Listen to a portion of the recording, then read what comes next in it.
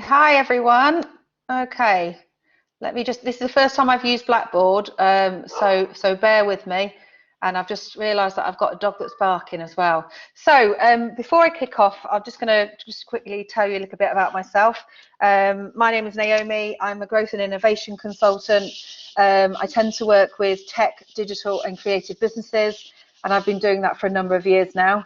When I'm not working one-to-one with a client, I also run a number of entrepreneurship programs and work with several universities and on entrepreneurship programs, amongst other things.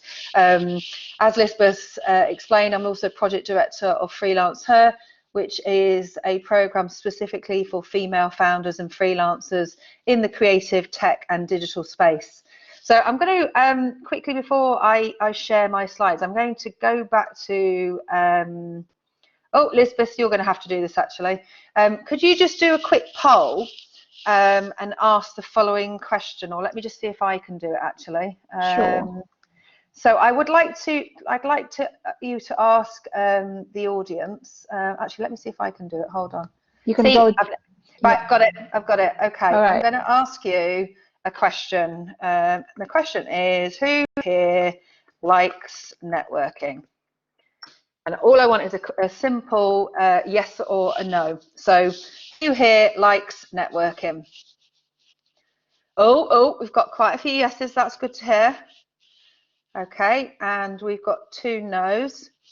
Okay, I'll tell you what my response is. So I like networking, but I have to be in the mood to do it. And I also think I don't like the word networking. I like to call it making good connections, and it's all about building relationships up. And what I'm going to do before we start the speed networking is I'm just going to spend about 30 minutes or so just talking to you about the hints and tips that I've learned along the way. Also, very much, talk to you about how you can make the most out of your experience this afternoon. So after I've spoken, we're going to go into breakout sessions, and it's going to be speed networking with one other person. You're going to have 2 minutes each, and what I'd like to do is reflect after we've all had a chat with all the people on the session, is reflect on that and see what you've learned from the other person. Okay, so let's continue. So what is networking? Well, today networking more than ever is driven by value-add relationships. You may or may not like him, but actually Gary Vaynerchuk speaks quite a lot of sense sometimes, and he quite rightly here says you need to give with 0 expectations of return. And that's a real key thing for me. I automatically, when I meet new people, I like having conversations. That's one tick thing. I also think that by seeing how you can help people is a really good strategy to build relationships up with people. And you also have something called the multiplier effect. So the real power of networks is in the multiplier effect. So, for example, one of the people on the call is a guy that I know called John Shinnick, who I met from a walk networking organisation called Fresh Walks. Every time I go on Fresh Walks, there's about 25 people on it. And every time I go on a Fresh Walks, I meet more people because it's not always the same people on it. So that's where you get that multiplier effect. It's very similar to if you look at the concept of LinkedIn, you'll have first, second and third connections with people. And again, also this is, people network and make connections in very, very different ways. I suppose the beauty of technology and digital is that it's given us the opportunity to actually build relationships with people online before we even meet them in person. And I'm lucky enough to have connections with people all over the world. And those connections have led to opportunities in some places that I never thought I would have had the opportunity to work. So one thing that I would suggest to any newbies here is a really good exercise to do is evaluating your current network and mapping it out. You can do this in lots of different ways. Sometimes it can be quite difficult to manage if you have tons and tons of connections. But you know, if you evaluate the people that you perhaps speak to on a weekly, a monthly, or a more regular basis, I think that's an important thing to do. But also think about those strategic connections as well.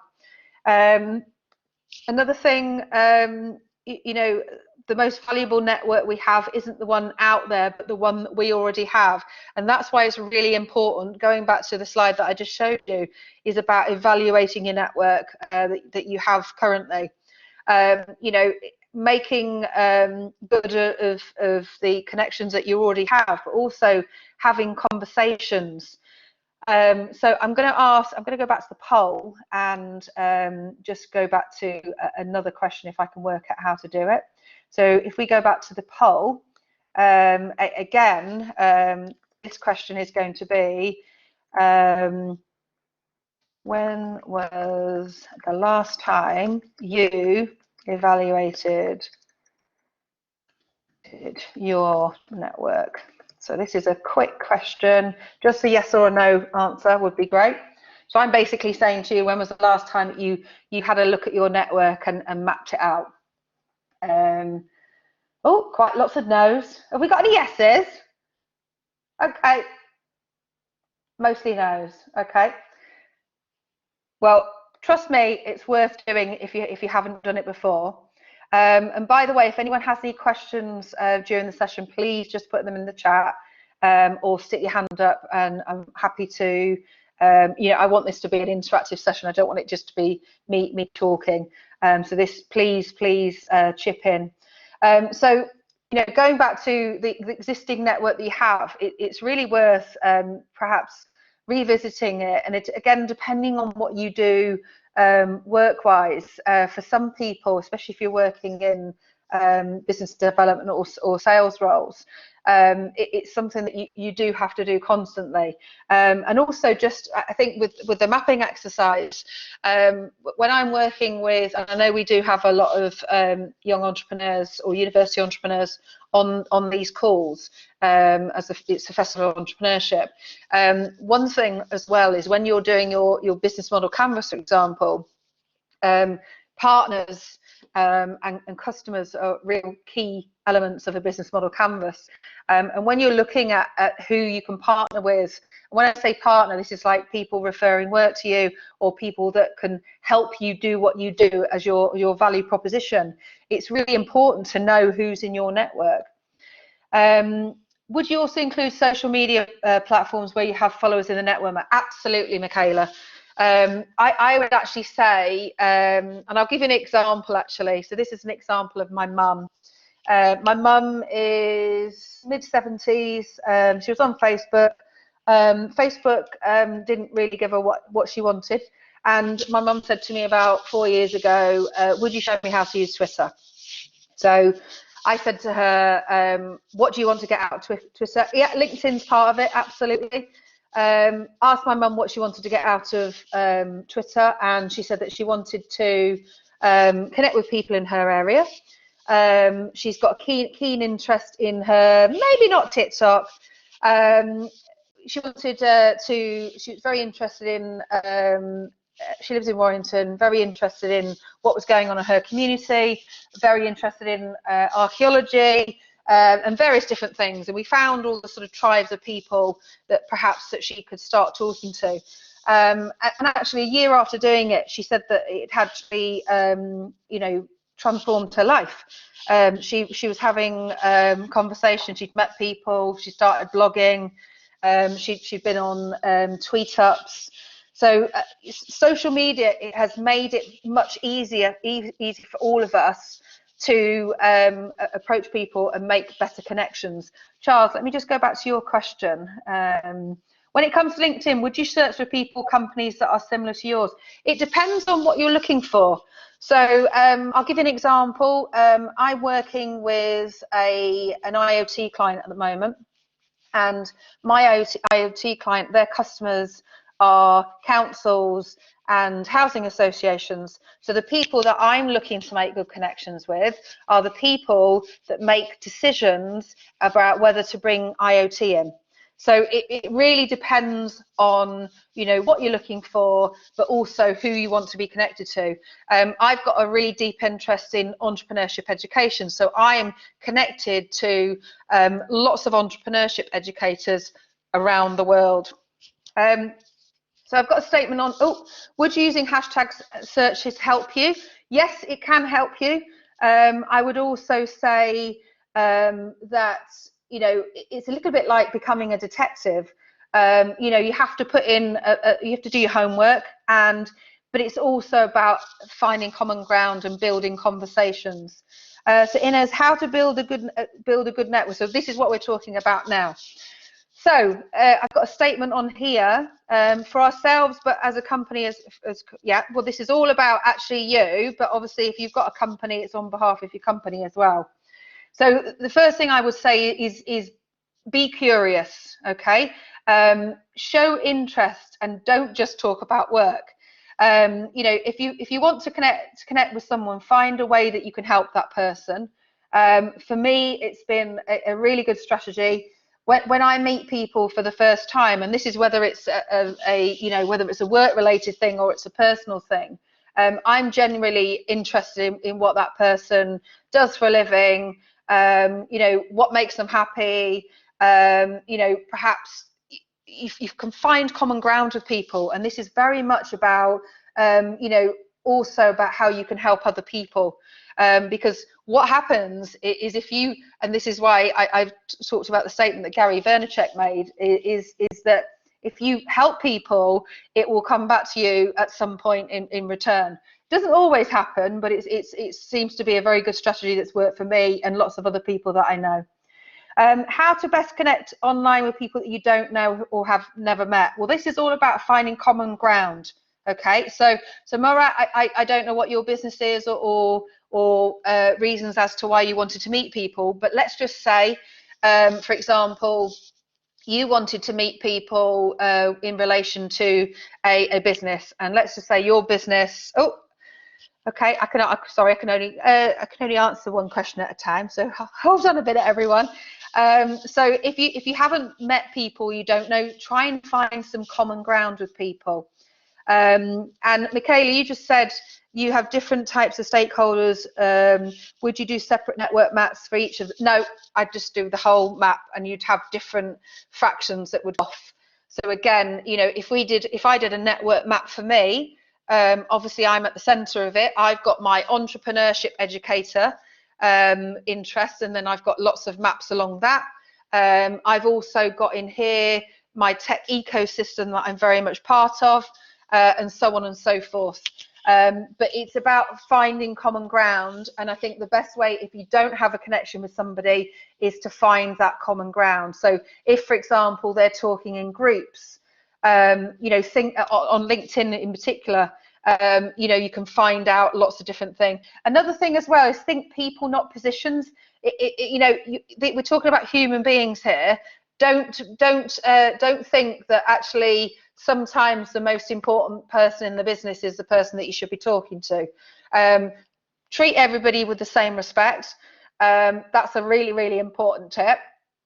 Again, going back to the helpful thing, the best networkers that I know genuinely like to help other people, and they're always doing it. And if they ever do need something, people will fall over themselves to help them.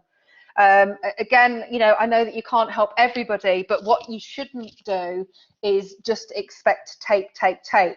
So I'm going to come back to the polls, because I want to ask you all another question. And unfortunately, this is just, we've got multiple choice, but we've got yes or no. So I'm going to do a yes or no question. Do you prefer networking on or offline? So that's another question for you. So do you like going to events, or do you like actually meeting people online first? That's the question to everybody. Don't know whether you've seen that. Has that question come up, Elizabeth? Yeah, both, to be honest. Okay, that's good to hear, Michaela. I'm the same. I like both. Yep, in person. Okay. So this is a question I can't put on the poll because we've only got multiple choice or yes or no. But who's found it difficult during lockdown to meet people, especially when it comes to work or business? You know, with regards to whether you work for yourself or business. Okay. Can I just say, I found the complete opposite. I've met some incredible people that I never would have had the opportunity to meet, actually, you know, in person. So, you know, I think it depends on how you approach it. And I think, again, it's looking at, let's just say you want to speak to a certain type of person. It's about finding out where that person is. And this is all very much about knowing who your customers are. So if, for example, your customers, I'll give you an example. So if we just said your customers worked in hospitality, you need to find out where those customers hang out online and offline. So Sherry, you just put, I think it's been easier to talk to people online because most people have been at home or connected to the internet. Yeah. Online has helped me connect with others in different countries. So Michaela, that's a really key point actually, because I would say that it's made bigger worldwide opportunities. And I think businesses have definitely started to think globally rather than parochial. Oh, let's have a look. Persu, Danny's put, I've Persu find butter online. You're a bit of a hermit, yeah. Jessica, online is good as that's my main revenue stream and engagement, but I'd love to go to a makers market in the local Manchester community. So Jessica, I'm guessing that you've got a product. John is now working with some guys in New Zealand. Brilliant. So I'm working with some people in the Oman. And you know, that probably wouldn't happen before. And actually, John, I work with some businesses in Korea over the lockdown, and again, that probably wouldn't have happened before. Michaela, I connect with people on social media internationally. So yes, I do that as well. But again, it's about where you find those people. And I think there's definitely the online side of things, you have to do the homework. But I also think there is definitely a place for doing that in person. And obviously, as things start opening up, we'll be doing more of that. I think there's also, going back to that mapping exercise, this is something that you're constantly going to be expanding. And I think you also need to be open to having conversations with people. I know that that's very difficult for some people. And, you know, we're not all, you know, find it comfortable talking to people. I'll give you my really honest opinion about me. I find networking in person really painful. I love it. I love it when I get into the swing of it. But I'm quite a shy person, and actually I find meeting new people quite difficult. But what I do is I get myself out of my comfort zone, because actually I work for myself, and actually if I don't have conversations with people, I'm not going to get work. So it's also very much about getting out of your comfort zone, but finding ways to do it where you're going to feel comfortable. So Inez, you just said that you not comfortable to talk people in person. I do think though that for me, sometimes certain things you can't do online. And again, you know, I know that everyone's probably got their own opinion about that. You'll see the statement on this slide is about the power of your network as the ask. So this is a question, and I'm not going to put it in the poll because I can't do a yes or no answer. So my question is, how often do you ask of your network? And when I say ask, I'll give you an example of me. So about 2 months ago, I knew that I was coming to the end of a project. I had pipeline work lined up, but I wanted to fill 5 days of my time with new opportunities. So the ask that I did is I went into my network online and I did a statement on LinkedIn and said that I was available for work. How often do any of you ask for help? And that's a question to everybody. You don't. Why not? There's no shame in asking for help if you need it. And actually, I think, so rarely feel embarrassed. Don't ever be embarrassed to ask for help. Either Jessica, Michaela, yeah, so Aliyah, it's good to see that you do when you need to. Elizabeth, you do, brilliant.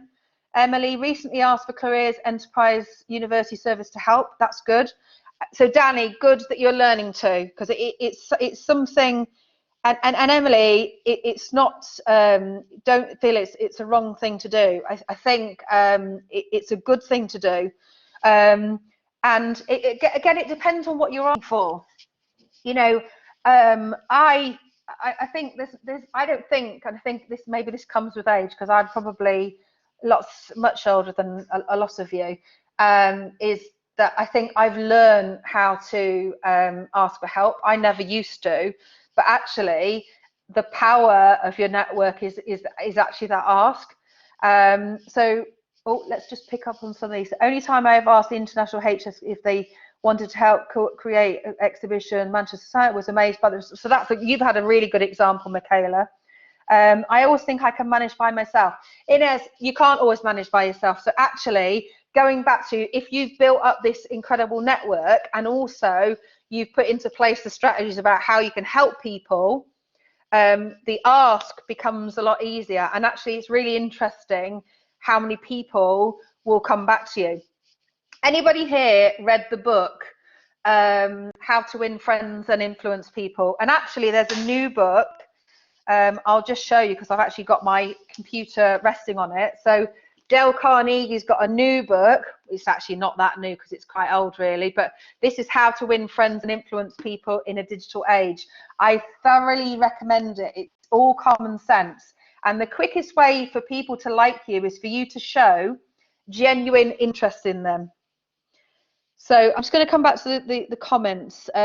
Support from Enterprise team has been super helpful. Would have never known if I hadn't have asked. Good. And again, this is a key point, Aliyah. If you don't ask, you don't get, and you don't know things. So going back to this statement I've got on here, and this is going to be a task actually, because when we go into the breakout rooms, you only have 2 minutes each to introduce yourself to each other. And what I want you to do is I want you to find out as much information as you can about the person that you're talking to, and vice versa. And show genuine interest, because actually, if you do this, building connections becomes a lot easier, and I can guarantee that you can find common ground with everybody. Again, you'll see this, I've probably got this in every 4 things, is give before you receive. The key of successful networking is give before you can get. And actually sometimes you'll never get. Another thing is that, let's just say you meet somebody, let's just say you meet somebody on this call today, and you have some common ground and a conversation gets sparked. What are you going to do to follow it up? And this is a question actually. So when you meet people, do you follow up with them? That's the question to all of you. Yes, good. Anybody else? Because I definitely do.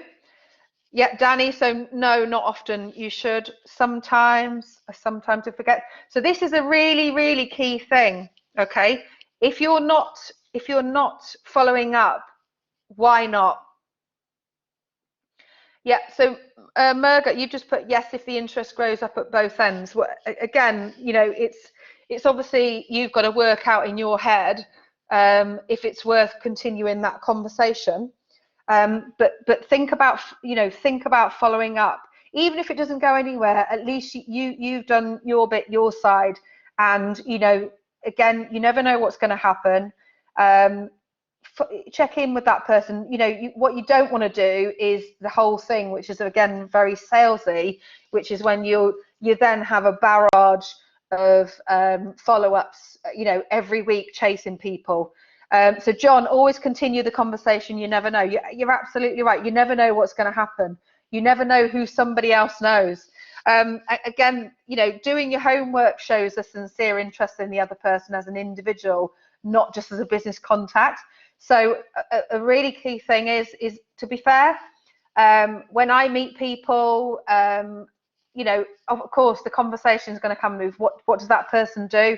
You know, get them to talk about, you know, how I'm genuinely, especially for people that work for themselves, I'm always very interested in their journeys.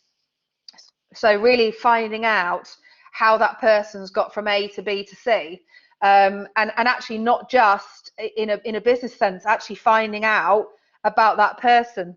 Robert, easy to follow up with. Is there an opportunity? Here's a link to something I thought you might be interested in. Yep, there's that as well. But also about, you know, you've got the whole thing about finding common ground. Figure out what you and the other person have got in common. And that might be a work thing, but it might be something completely not work related. So I can guarantee you can find common ground with anybody. You just got to work out what that is.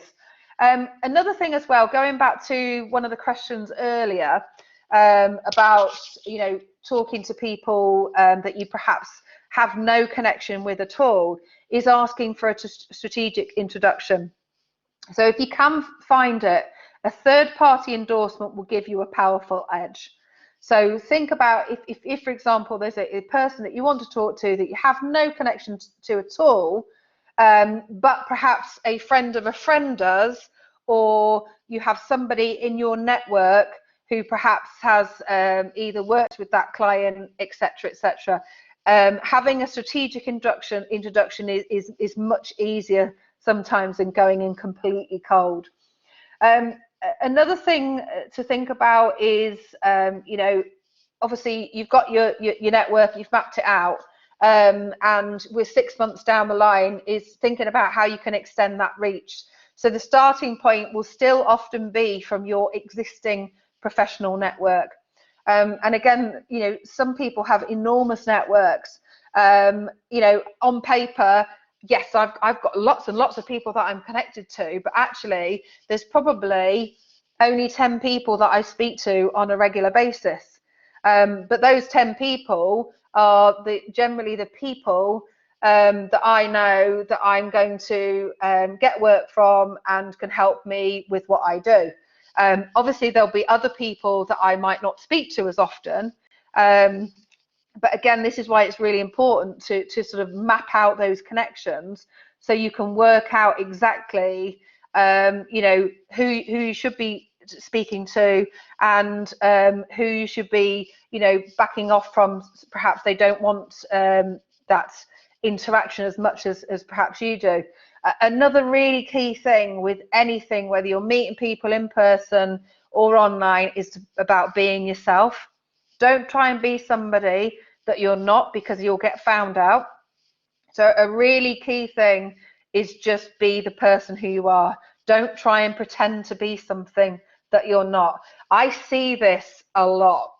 And I certainly, you know, so this is a question for everybody. Who here uses business cards or used to use business cards, you know, before we had a global pandemic? Question for all of you. Yeah, John used to, I used to as well. I've not had business cards for ages. So yeah, so Michaela used to, Danny, you haven't. So some of you do, okay. Of course, different things work for different people. Personally, I add them on LinkedIn immediately, or, you know, not immediately, that's a bit weird. You want to have a bit of a chat with them first. But I'll add them on LinkedIn, or I'll add them on Twitter.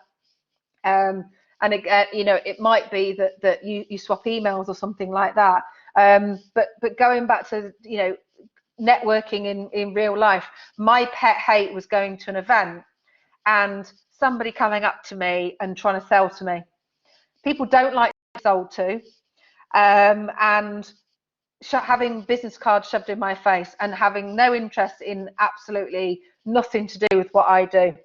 I always find in-person things is really just having a conversation. So Aaliyah, you just put, I've taken a few business cards before, but you've never used them. Okay. Some people just have them in a pocket, and you know, that's okay. I've got a drawer literally full of business cards. So another thing as well, this is more in person, but also, you know, in a minute we're going to start doing the networking, but think about who's in the room. Okay.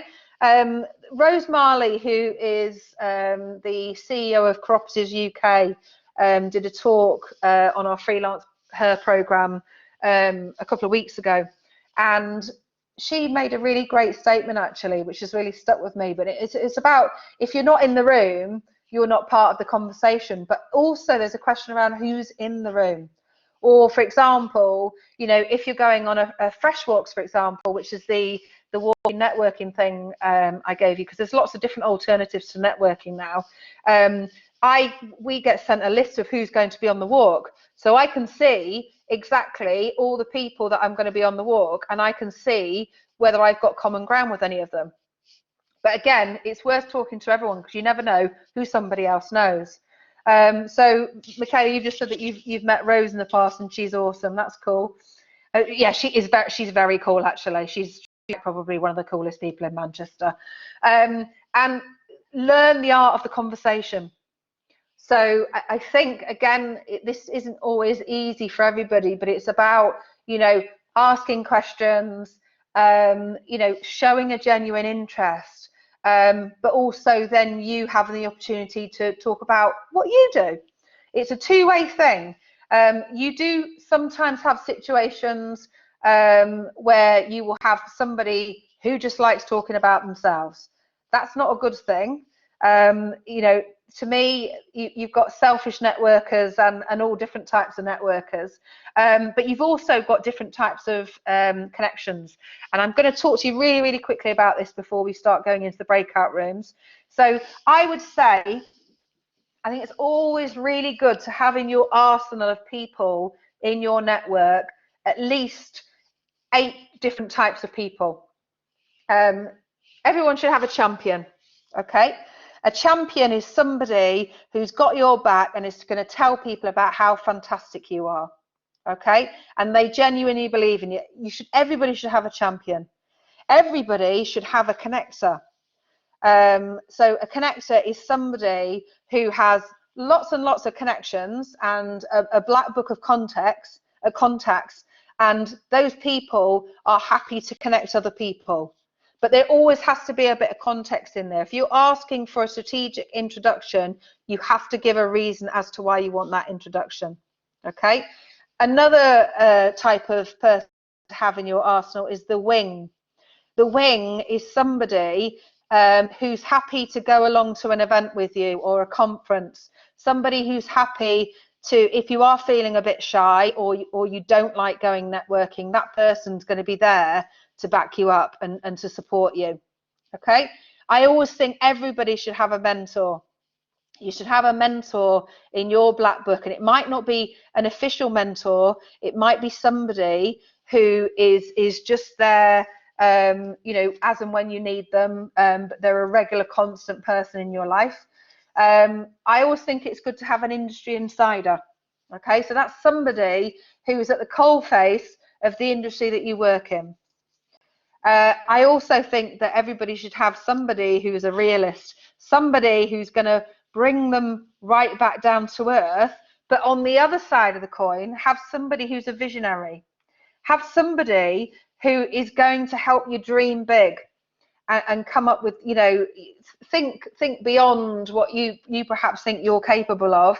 And then also have somebody who I like to call the brainstorm. So somebody who is happy to help you with your ideas, and somebody who you can bounce ideas off. And I can guarantee, John Shinnick, is you have one of everybody of those.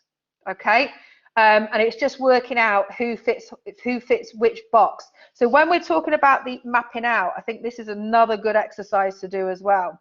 So what we're going to do now is we only have a small amount of people. So what I'm going to do is we've got 10 people.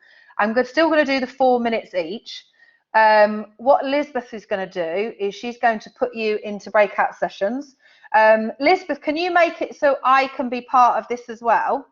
Okay, so we have 10 people now. So if I can deliver you to one of the group, and then it just automatically send you to another group after that. And I can do that.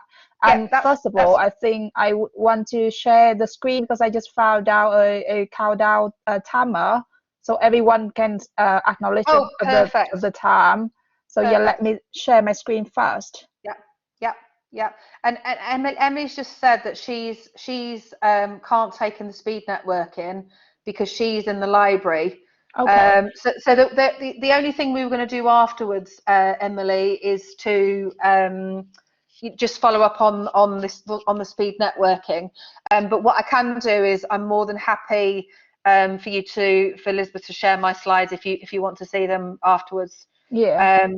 So Emily's can't take actually part in the networking, so you're going to have to make sure that maybe I replace her, so we've still got that 10 people. Okay, then right. Brilliant. I'll send you to one of the group. 1 second, bear with me. Okay. So just to let everybody know, we've got 4 minutes. That's 2 minutes each. What I want you to do is I want you to find something that you've got common ground with everybody. Okay. I want you to find out what that person does, and I want you to also work out how you can help them. Okay, so that's 3 things. If you have a pen and piece of paper, that would be super handy, because I shall be testing you on it later, because I want you to tell everyone about everybody that you've been talking to, and I shall be doing the same thing. So are we ready to go, Elizabeth? Yeah, we're ready to go. So I put Emily into a single group that only she's there, or if like she can take part in, she can leave the session, and I'll put you in, and we will start now. Okay, just wait 1 second. I'm just going to repeat the 3 things because Elia's just asked me. So those 3 things are: I want you to find out who the person is and what they do. I want you to find the second thing I want you to do is find out what common ground that you have with that person. And the third thing is how you can help that person. Okay, so that's 3 things. So Danny, you're going to be, so we've got some people that I think might be in the library and they're going to be typing. Elizabeth, is that going to be a problem? I don't think it's a problem though. Okay, it might be just a little bit more difficult to okay do then. So let me arrange this again. But maybe Emily. Oh, actually no, that's just going to be Emily and Danny in a room. Yeah, I think really we need to be doing it speaky. Yeah. It's up to you though anyway, because I just separate the rooms, and it's up to you how people can network. Okay, all right, okay, let's go for it then. Yeah, okay, I'll start now.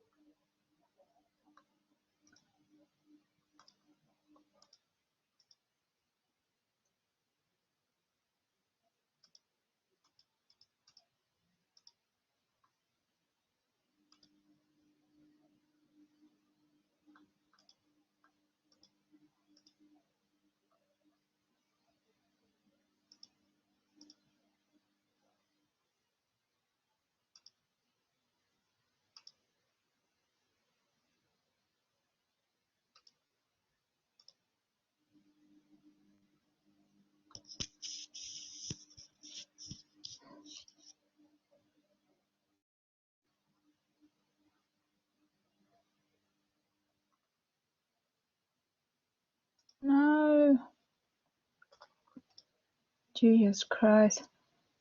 Oh.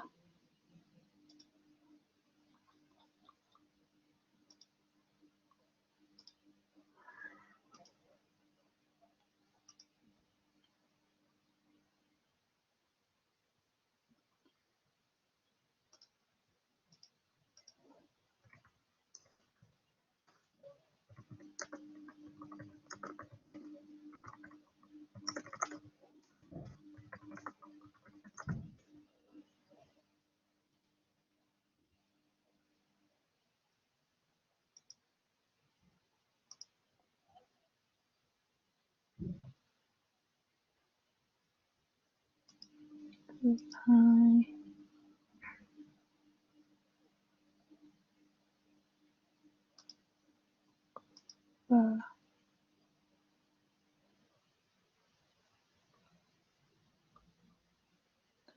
Oh, Jesus.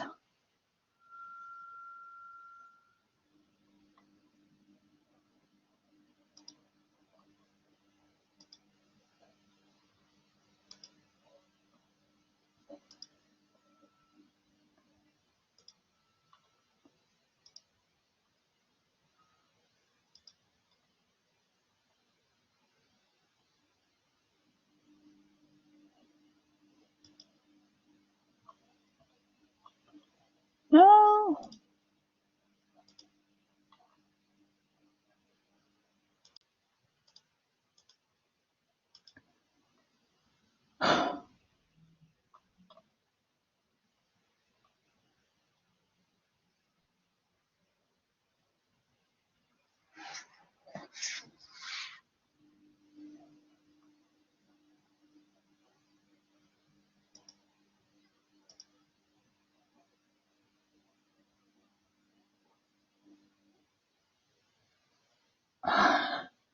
Okay, Naomi.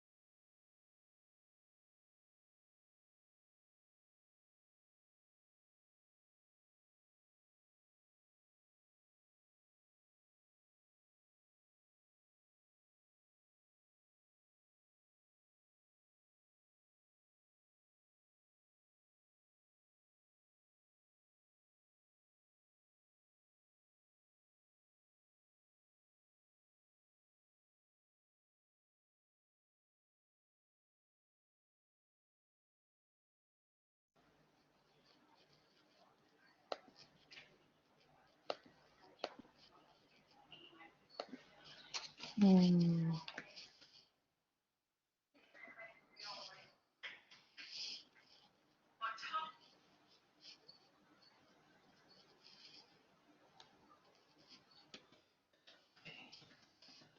people. Session. And thought.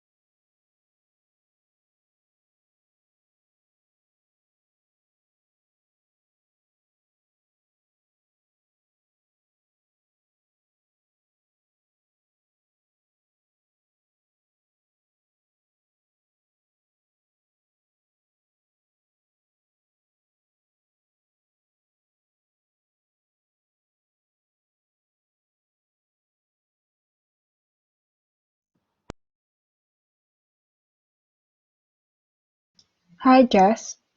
Is everything all right? Hi, everybody should have. I thought we were finishing the sessions now. Yeah, Is everybody still? okay. Yeah. Well, I know, but is everyone I'm just concerned because somebody, I think Jess said that she'd been in the same room with somebody the Yeah, whole I'm time. so confused because I just update the room every 4 minutes. Yeah, that's right. Yeah.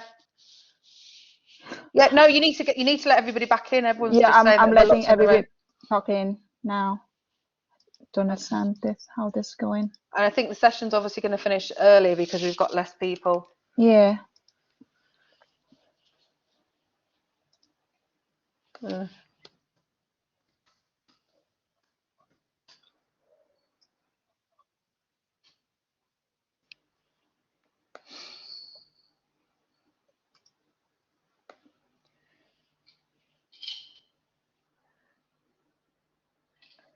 So yeah, I just let everyone back in. Okay.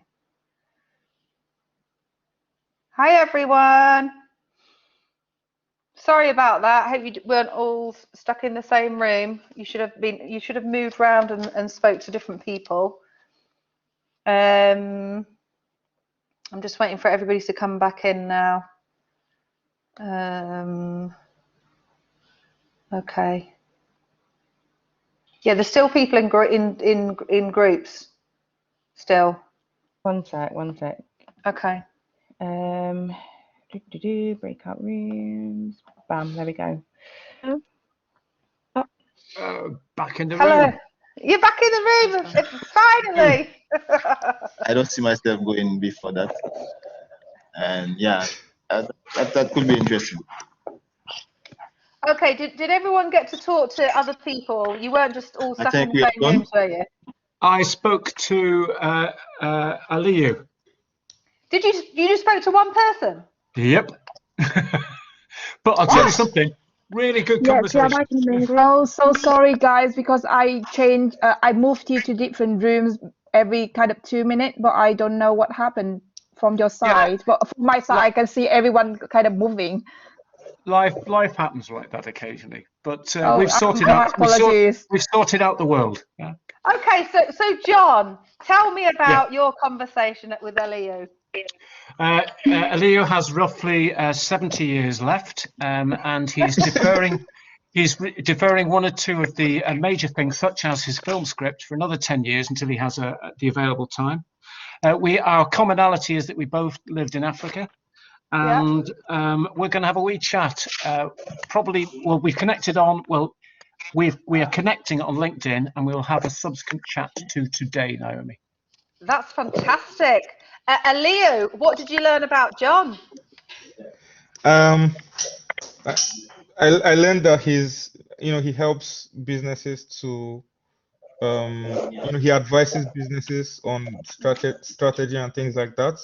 And he lived in Africa for some time, so that was the first common ground. And I think we have some things that we can help each other with. When I'm starting my business in a couple of months after I'm done with my masters, and it was a very good conversation. So it's worth being stuck in a room with him, wasn't it? Yeah. There's no such thing as being stuck in a room. Exactly. Michaela, how did you get on? How was your conversation? Oh, it was fantastic. I was talking with Robert, and our common ground is we both he's worked in the international field. I'm kind of trying to get into that field, and I kind of do a lot there. So it was really nice giving me tips and hints about translations, and we talked about pros and cons, what we both experienced. He has got an amazing background with everything he's done. We're both doing masters, so that's another thing in common. And he was wonderful. He was like, "Oh, I can help you with this. I can give you a bit of support with that." So we've connected. So it's just been wonderful. Thank you. Brilliant, brilliant. And Robert, will you tell me what you found out about Michaela? Michaela we're both mature master students. She has a medical condition called HS for short, and we talked a bit about that and how she's really passionate about trying to help other people who are suffering and how they can cope and get their ways through it. She's also looking to expand internationally and getting some material and some content and help guides translated into different languages to help people around the world. And we had a bit of a laugh about, whilst Google Translate and all this translation software is great because it's free and it does kind of get you there, there are some comedy moments when the software doesn't work. And I used an example that I'd been through from my workplace where if you've got a document signed on a certain date, and the 17th of May is a date, right? But Valentine's night's a different kind of date. So when you see in French, kind of, rendezvous amoureux, it doesn't quite work. And once you see that, it's there. So, but I have a colleague who she lives in the French-speaking part of Switzerland. Is married to an Italian guy and has set up her own translation business. So if I could put an introduction, then so to go to your point about Naomi there about networking and having that kind of connections, maybe there's a possibility there to help spread the word, and that'll be mutually beneficial. So again, thank you. Brilliant, brilliant. Danny Hines, how did your conversation go, and who were you with?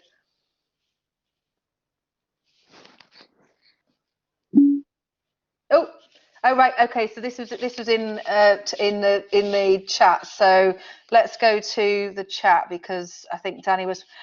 Sean's doing a PhD in orthotics and prosthetics. We both have lived in London at some point and attended gigs at Brixton Academy, and we can both help each other by connecting on LinkedIn. And okay, Sean, could you tell me what you learned from Danny? Yeah. So Danny's lived in Birmingham, but then moved around a bit and ended up living in Brixton. So we've been to work at the academy, where I've been a few gigs at. And she's a startup founder of her own company, and she's in a partnership with a business. It's a sort of food and drink sector. It's software development, and it's her and her partner. So yeah.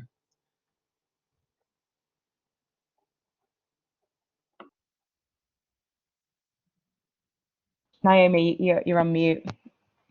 Sorry, I'm sorry. Do you know what? How long have we been doing this for? I've been doing it for over a year. You're still having to tell me about the mute. Murat, who were you talking to? And what did you learn from them? Hi, can you hear me? I can hear you, yes. I was talking to Ines, and then we had some awesome conversation, and I think we have also some good common ground. And because we are talking about business, ideas about business, and then I know that she's currently having studying for a bachelor in international business and management, and then that she wants to pursue a study also in terms of master degree level, and also have aspirations to have a business as well. And yeah, we share some ideas, and then also in terms of expectations after this event. But she said that she wants to know more information about how to gather funding, business in mind, and also to have help to avoid some mistakes as well that people have done, and then that she can learn from that. And also we have shared our contacts on LinkedIn, and then so as to keep in touch, and then that we can see how it goes, and then if we have some good idea to share that can benefit to both of us, that would be great. Brilliant, brilliant. That sounds like a good conversation. Inez, how was your conversation on the other side? How did you get on? What did you learn about Murat? It was a really great conversation. We have some common points. To be honest, I know that he want to build his business in the next 6 months, approximately. That is about education. He want to bring his idea to Africa, especially in Senegal. That's what I know. He's not in the UK with us. He's in another country, but he's studying a master in Salford University, actually. Okay. And yeah, he want to help kids with their education in Africa. Brilliant, brilliant. Thank you for sharing that. Sean and Cherie, how was your conversation? Sean, if you tell me about how you got on with Cherie, that would be great. I was with Cherie. Yeah. Sean, how did you get on? What did you learn about Cherie? Oh, it was Jess with Cherie. Oh, okay. Sorry, I've got right. Okay, Jess, how did you get on? Sorry. We got on good. I actually realised that I'd met Cherie before, so we kind of a little bit of cheating went on there with the networking. But me and Cherie are both Pisces, which is great. She wants to start. She's got 2 business ideas. She's been a nurse for 10 years. And hopefully hoping to come on the launch program. So one idea. Actually, I'm not going to say too much because she might not want me to share too much about business ideas. But yeah, she's just finished her master's dissertation earlier this year. So yeah. Brilliant. And Cherie, what did you learn about Jessica? Well, I've got my mic working now, Jess, so that's good. So Jess, she's done the launch program before, and she has already started her own business with furniture and furnishings. And she already has a website, and she's already started to network and know another person who does a similar business as well. What was the next question? I've written it down. What common ground have you got? Apart from being a Pisces. Well, that way, having aspirations to do our hobbies, to obviously make people feel a different way with her furniture, and similar thing with my products as well. And how can I help her? Well, she didn't really ask that because we started talking more about what Pisces talk about, daydreaming.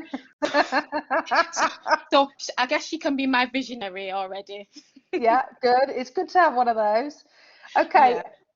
So how did you because obviously this was obviously it was a speed networking event, and we did the whole hints and tips beforehand. What do you think that you're going to do differently the next time you meet new people? And this is a question to everybody.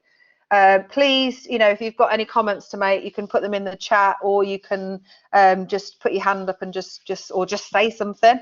But what do you think that you're going to do differently? And that's a question for everybody. I don't think I'm much of a chatterbox, me, so it's probably shutting me up, really. That's good to be a chatterbox. It's good to be a chatterbox. I'm very inquisitive, and I just like to talk. I guess because of my job, being a nurse, you talk anyway to make people feel a bit, better. So I just, try and get to know that person. So I don't know. No, I think you're probably doing it very well. So Robert, you just put in perhaps be a bit more focused in my elevator pitch, both in what I want and what I can offer. Yeah, good point. So going back to the elevator pitch, so John and I actually know somebody who did a real life elevator pitch, a guy that I know called Adam Mitchison. Yeah. So Adam was at an after party of an event called Business Rocks many years ago, about 3-4 years ago, and there was an investor there that he really wanted on board for his business, and he did a real life elevator pitch in the John Street Hotel in Manchester from the top floor to the bottom floor, and a couple of weeks later he got 50 grand. I'm not saying that you're all going to be asking for money, but elevator pitches are quite good. But what I would say is you do need to think, again, you've got to put it into context in the way that you are, you know, as in the type of event you're at. I wouldn't say, like John, you can correct me if I'm wrong, but on a Fresh Walks, I don't think an elevator pitch is the right thing to do. But again, it depends on the context. I'm with you. It's always going to be horses for courses. Yeah, absolutely, and we all do very, very different things, and we all make connections with people. But I think another really key point is that, you know, we're all human beings. There's that whole thing around if you don't ask, you don't get. And do you know what? Somebody can only say no, and actually that's fine. That's absolutely fine. So we've come to the end of the session. If anybody has any questions, please ask. Michaela, you just said, I need to do a recorded pitch soon and you're nervous and you're going to be creative. So what sort of, when you say you've got to do a recorded pitch, how long are you talking about? How many minutes? I'll have 3 minutes.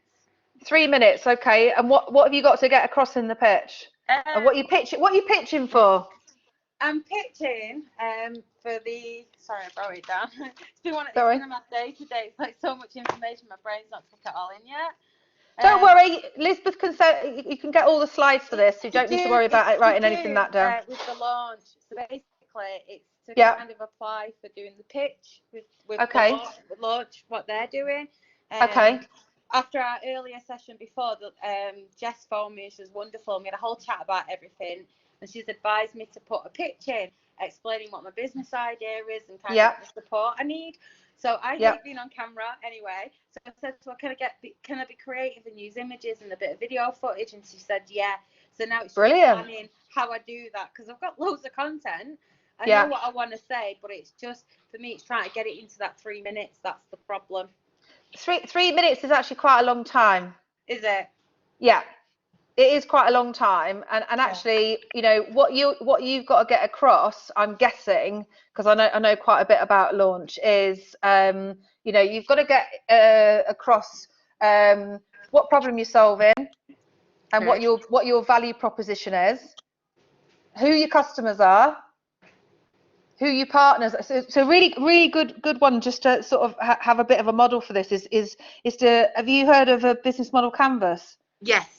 Yeah, business model canvas is fantastic. I was doing that with Michaela last week, and it was like, because I've got different stakeholders, this is one of the problems I've got, because I've got the patient community, I've got the researchers, and then obviously the government kind of things where I want to try and influence policy, and then pharmaceutical companies to get funding from. So I've got these different areas, so obviously that won't matter for the pitch that I'm going to do at the moment, but it's things I've got to bear in mind on how do I put that into a pitch as well, because I've got such a broad stakeholder thing. So just keep it simple. Don't use any jargon. Right, simple. John, have you got anything else that you'd add to that?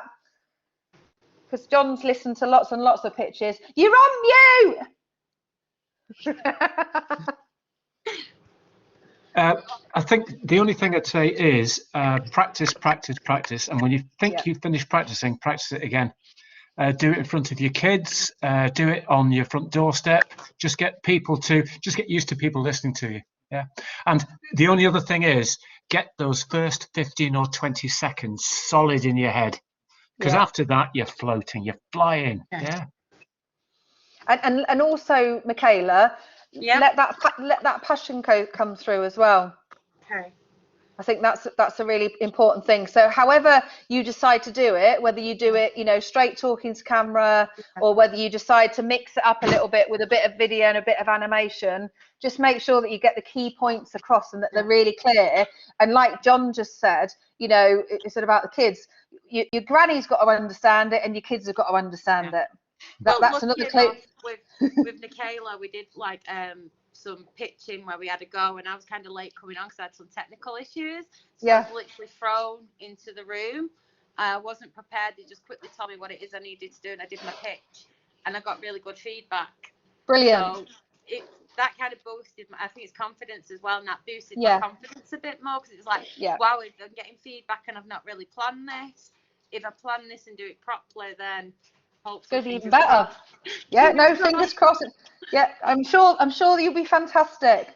But you know where to find me, or anybody else on the call. I'm sure that yeah, absolutely. Because I need to speak to you at some point about the business idea. I need a bit of help with that, some support. No, more than happy to listen. Aliu's got his hand up. Are you still there, Aliu? Have you got a question? Yes, I have a question. Go for it. Yeah, so I'm trying to. I've been working on a startup idea since like December last year, and in a couple of months I'll finally be able to launch the business. Yeah. But one thing I'm going to inevitably have to do is look for customers and actually land some customers. Okay. Which is essential to basically everything else, including. Have you spoken to any potential customers just to test the idea? I actually haven't yet. I know I need to do that. Yeah. But my question is, do you have any advice on how to go about landing those first clients, especially for someone who is not really used to the environment in the UK? Yeah. Okay. I just got here about a year and 5 months ago, and I'm still kind of getting used to the landscape, and I mean not physical landscape, but landscape when it comes to talking to people, and I'm trying to find a way to get over that barrier. So a couple of things, just with regards even before you launch, and John, please chip in, because John is very experienced as well. So just a couple of things that whatever ideas or assumptions that you've got, test them, because you may think that you've got a solution or a product that people want, but unless you actually have conversations with people, you don't know that. So test your assumptions. There are loads of, so I've got this amazing book. Okay, have a look at that book. Get it. Yeah. Okay, it's brilliant. It's called Testing Business Ideas. It's the Strategizer series. It cost me, I think it was like £15 on Amazon. It's worth its weight in gold, and it gives you loads of strategies about how to test your business ideas. But also as well, another question that I would ask you is how much do you know about your potential customers? Because you should really be thinking about who your customers are, where you're going to find them, finding out. You should really, even at this early stage now, have some buyer personas about who you think your customers might be. Yeah, I've been doing that. They're mostly small businesses that don't have cybersecurity capability, and also like businesses that have limited IT capability. Okay, that's too generic. You've got to think. You've got to really hone in and have almost like 3 different types of buyer personas, and you can only really get this information if you just start having conversations with people. John, do you want to chip in? Well, you've got it nailed on. I think the most important thing is understanding who is likely to connect with you, and I think the other key thing is don't sit and wait. A website's a wonderful thing, but it's only a reference. You have to go to them. Never expect them to come to you. They'll come and have a look at your website to check you out, but you've just got to keep on knocking on that door. The terrible thing is that when a business starts, quite often it's volume. It's not being put off by rejection and going after a volume of connections. Once you have something that has got some traction, that's different. But the starting point is pound the metaphorical pavement. Yeah, definitely. Yeah. Cherie, you've got your hand up. Have you got a question? Yes, it was just about that book, what you just had before. Does it talk about how to target people or businesses in that book? So it doesn't, but what it does do, if you give me 1 second, let me just find the other book in the series, because I've got literally, there is another book. Where's it gone? Oh, I can't find it. There's another book in that series which is about value proposition design. And within that, it's got sections on there about your customers and making assumptions about your customers. You know, there's even this in this series, and Robert has put the link in there. There's a whole series of them, and they are absolute genius, because what they do is they get you in a really simple form to you know, test your hypothesis for your business idea, test who your customers are, what the user experience is, all that type of stuff. But really, selling to your customers is you know, you can make it easy for yourself if you know who they are and where they hang out. Right. Okay. I'm going to give you a fishing analogy. The most important article when you're fishing in a lake isn't a rod and a hook; it's a catapult. So taking what Naomi is saying, you know that you're looking in the right kind of lake for the kind of target that you're looking for. The catapult is for firing bread bowls into the water. The equivalent is being visible. So that's writing articles, it's posting on LinkedIn, it's posting on social media, not going buy my stuff, but telling them about the issues that they've got, not how clever you are, but the issues that they've got and how you can help to fix them. And also as well, if you've got like a product, for example, or a service that's going to save them money, how you can articulate that. You know, going back to you know, like I've been working for myself for a number of years, and I'm a service-based business. I sell what I do based on my experience, so I can say, okay, you can go to said person and they can do this for you, or you can come to me who's got like a wealth of experience, a load of connections, the ability to be able to help you you know, find out what your value proposition, because some people even people that are running businesses and they might even have customers I still come across some that don't know what their value proposition is, and they don't know who their customers are. You know, we just did a program with 100 women, and I would say about half of them didn't really have a deep understanding of who their customers are. If you know who your customers are by, you know, knowing what problems you're going to solve for them, again, where you can find them, all these different types of things, and these are things called buyer personas. It does make your job a lot easier when it comes to sell. And make yourself visible. Yes, absolutely. And that's not buy from me, but sell through education. Sell by talking about their problems and how their problems can be solved. Oh, and by the way, I can help you. It's almost an add-on, an afterthought that you'll help them. Educate people. Yeah, and become that guru of what you do. I think that's a route that I'm kind of going down. It's a bit, my business idea is a bit of a mishmash, but I am actually starting off as a blog. So I think that's quite helpful of what you're actually saying. It seems like I'm going the right way. There's a woman who I've forgotten her name. I can see her, and she has built a business selling shoes for women with bunions.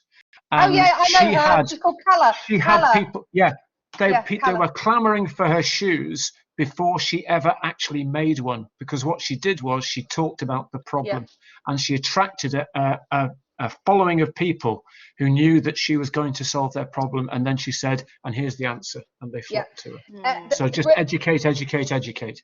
A brilliant story, actually, really quickly, because I think we're up to 5 o'clock now. So Elon Musk, obviously he couldn't really test or build an MVP for Tesla. So what he did, he told people about what his concept was and got an order book based on that.